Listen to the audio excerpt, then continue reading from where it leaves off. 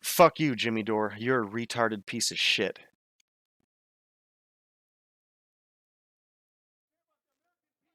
Hey guys, what's going on? I'm going to do a quick video. I think this is very relevant because with Jimmy Dore toasting a lot of the left, people hold him in high regard. He's a piece of shit. Not all the police killings that he's associated with and all the violence he's associated with aside, I want to just give a little bit of information about him. I'm going to play a clip, maybe two, and come right back. So, but cops are getting more and more violent. They're killing more and more people, unarmed people, mentally ill people, blind people, deaf people. They like to shoot. They like killing people. They like being brutal. That's why they're cops. I know that might shock people when I say that. Well, what else kind of person would become a cop if you don't enjoy being brutal? We don't go help people. We go and destroy people. Our military is there to murder people and mow down cities. It's not there to help people. That's not what we do. Saying something like that is, again, like me saying, hey, Jimmy Dore, why would you join the media? The only people who would join the media are people who want to suck the teat of the establishment, who want to lie for warmongers, who want to try and take money and filter it back and forth between PACs and government officials and manipulate people to exploit different countries. Why, Jimmy Dore, would you do that? I don't know, maybe. I don't know, maybe. Idiot. Okay. With that out of the way, first and foremost, Jimmy Dore saying those things would be like me saying, Jimmy Dore, I'm going to judge you like you judge the military, which is by the and through the very worst lens. So, Jimmy Dore, if you're going to accuse me again as a veteran of being those things, you're just a bootlicking establishment mouthpiece of the media because that's just like the rest of the media. You accuse CNN, other big names, and TYT, for example, of these things. Well, as part of the media, Jimmy Dore, if you're going to accuse me of those things, similarly, you're no different than the Young Turks because you're affiliated not only casually, but you're past willing associations with them. You were so content with them until they burned you. I find it ironic that you talk so negatively about them now and today, but you, similarly, were just licking their boots all that time until they tried to blackmail you. You were content with it, with your little jabs and things behind the scenes. That was it. That was the extent of you taking control of that situation. Jimmy Dore, you're a comedian. So was Bill Cosby. So are all of the woke idiots who demand censorship like Seth Rogen and Jimmy Kimmel. So Jimmy Dore, similarly, you're just no different than those child molesting, bootlicking hypocrites who suck the tit of the media. Right, Jimmy Dore? Now, here's a story and some context. My brother and I were at odds for a long time, and fast forward to the conclusion, it came out he, for a long time after I got out, was harboring a lot of resentment towards me as a Marine. For the same retarded reasons Jimmy Dore does, but at least my brother was willing to listen. So, for context, I didn't go out and tell him any of this. He didn't come out and say I resented you as a Marine. There was just that tension there that was all that friction that was always there. What happened was his friend from growing up is an Army veteran, so the three of us were together and we're talking about differences in experiences. So while I did have two deployments to Iraq, my buddy had deployments to Afghanistan and Iraq, but we were talking about differences in experiences and deployments. My first deployment was actually on a Navy ship, and I deployed to Indonesia after the tsunami in 2004. As I just mentioned, I've been to two war zones, but what I experienced in the less than 2 weeks I was in Indonesia is what gives me PTSD and issues with anxiety to this day. The place I was at is Banda Aceh, which I don't know where it is to this day. I just know it's on an island in the Pacific Indonesian area. And before I get into the story, again, for some context, when I told my brother this story in its entirety, he apologized to me, and that wasn't even necessary, but it was very appreciated. But since then, he still looks at the military negatively, as do I in lots of cases, but he no longer says retarded shit like Jimmy Dore, where he just blankets people based off of his own ignorant and hateful position and his desire for you to be as ignorant and hateful. So now I'm going to read some notes to try to stay focused and tell you about my experience in Banda Aceh. Again, a little bit of context. This was in 2004, and I was coming in off of well, we were going on our deployment on Navy ships, and we were flying in on CH-46s, which, if I'm not mistaken, are retired now from at least from the Marine Corps. So the two things that stand out is as we were flying in, there was actually three. There was a picture on the wall, and I don't remember how it came up, but the crew chief ended up telling me that that was a picture of the original flight of that helicopter in Vietnam. So that same helicopter took its first flight in Vietnam, and again, because the Marine Corps is cheap and stingy and doesn't want to retire anything, that same helicopter has been flying since Vietnam. And with that, I remember being weirded out by the fact that liquid was dripping, to which the crew chief said something tongue-in-cheek. Again, I guess it's a joke among them, or maybe the truth, who knows, but if it's not leaking, that's bad, because then we're out of fluid. So if we're leaking, at least you know there's fluid in there. And then I remember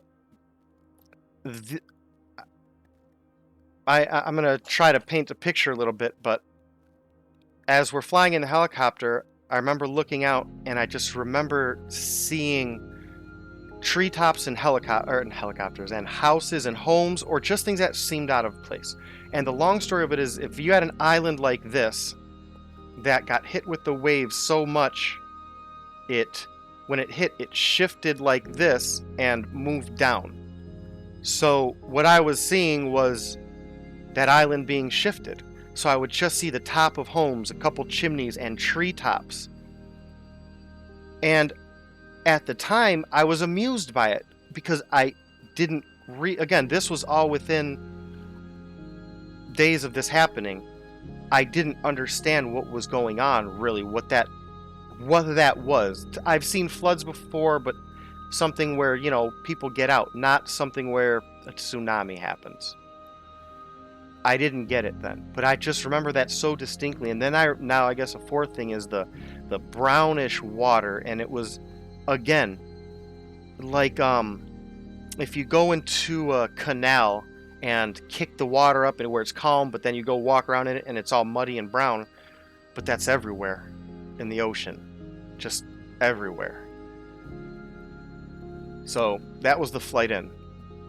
Now I'm going to backtrack for a minute, because the MREs that we ate, for some context, because Jimmy Dore is a retarded piece of shit and just thinks we don't care about anybody, what we had to do was break the MRE boxes apart, and we had pork rib and jambalaya here and everything else over here. And that was because pork ribs and jambalaya were pork products, well, the pork rib, so they both had pork, the other ones did not. So they set those aside for us to eat, and the other ones all went to the natives. So the time we were there, the first things we ate, I just remember, was I lost the bet. I didn't want jambalaya. I wanted jambalaya, so did he. I lost. So I had to eat pork ribs, and that was all we had. And again, that's not bad in the worst of it, but just for a little bit of context. So I just thought that's an odd, we had we had the foresight to even say, look, we're going to go and help these people. Let's help them a little more. We could have not told them or given it to them, but at least, we did everything within our best to not give them something that religiously they didn't want to tolerate. I thought that was kind of telling. Eventually, like I said, we didn't, I can't say we didn't plan well, but we were not advised well, and it wasn't well planned out for what we were going to be going into. And so we didn't have things like sunscreen. We were planning on being there, I think it was 2 or 4 days. So we only had like one pair of boots. They told us to bring the wrong ones that had the eyelets, which were the things that had the holes in it, so water got in. And eventually we ran out of food, and we just started eating whatever the locals were eating also, which is just stuff that they found and could cook. and to this day we don't know what a lot of it was. Um, then there were I remember the Pakistani and I think Afghani soldiers who would just glare at us. They wanted to kill us. And again, it was just me and folks. And sadly, he doesn't even talk to me to this day anyway.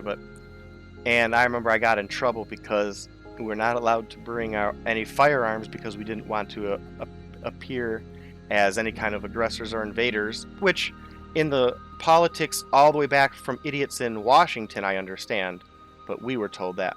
And I got in trouble because I snuck my knife, and they found out eventually, and I got in trouble for it. And I didn't care. Just thought, again, that's all a little bit of context. The imperialist dogs send us in with no firearms, and I get reprimanded for carrying a knife just to be able to protect myself. I have nightmares and PTSD, anxiety, whatever well, all of that, from waves of people coming in just day in and day out. And you can't do anything. That was like, we did a lot, but it's just like you never feel like you did enough because you don't know how many of those people got back in contact with those people, or if that was even an option, or if there was anything more or less you could have done or whatever. I kind of laugh of, again, the things that give me PTSD personally are helicopters, because those first nights in, again, we went in to establish an air base, and their Banda Aceh has an air base, so we had to clear it out, organize it, and then they started bringing in more and more people, our people, their people, refugees transferring, and then this, so that constant helicopter sound, because at first for a couple nights we went all day and all night, and then there were a couple helicopters that I don't think they crashed so much as they had what was a soft landing, which is where, just say the landing gear didn't work, or they maybe had to, there was a fuel issue and they didn't have time to find a landing spot, and they had to land in a field somewhere, just someplace that's not planned. I don't know. I'm not in the air wing. So they stopped doing that for a couple days, but it was just such a distinct difference, and then they got back to it at night. When we got there, there was nothing. So we had to set everything up, and when I mean nothing, I mean it was to the point where we had people there just kind of, I don't know, I'm assuming on the Banda Aceh, and they were telling people come here to coordinate that we were coming, but people started to get that, or I don't know if it was just a safe area because it wasn't hit, even though it was just not as hard. But when we got there, people would just go, there was no sanitized organization. So we were walking around, and what one day was, or 2 days ago was poop area.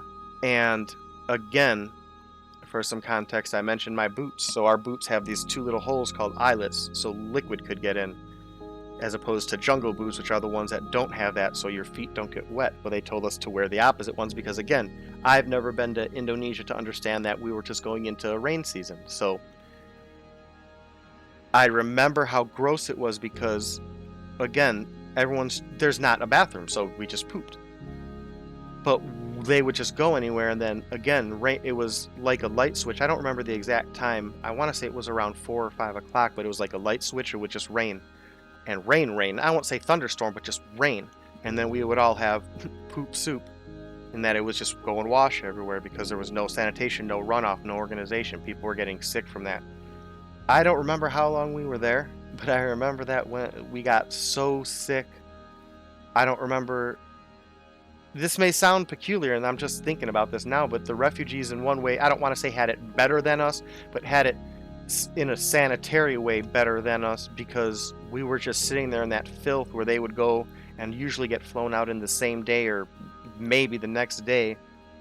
And because we started organizing it and doing all that, had areas and all that, it got a lot more sanitary. But what happened was, I want to say it was on the 10th or 11th or 12th day, they just took folks and I off because we got so just sick. And he had it worse. He had to get like IVs and stuff, and I was just throwing up and out of it. And They didn't give us sunscreen. I remember some Navy person came through and thought it was so nice because they gave us like 2 packets of sunscreen each and these like I don't know if it was chicken on a stick or what it was again, but again we took like me and folks ate it and gave half of it to just anyone who was around to eat it because we didn't feel right eating all of it. Yeah, it was just such a weird time. And I don't know, a little bit of context. That's the stuff that messes me up more than anything I've seen in the 2 combat deployments. So, fuck you, Jimmy Dore. You're a retarded piece of shit.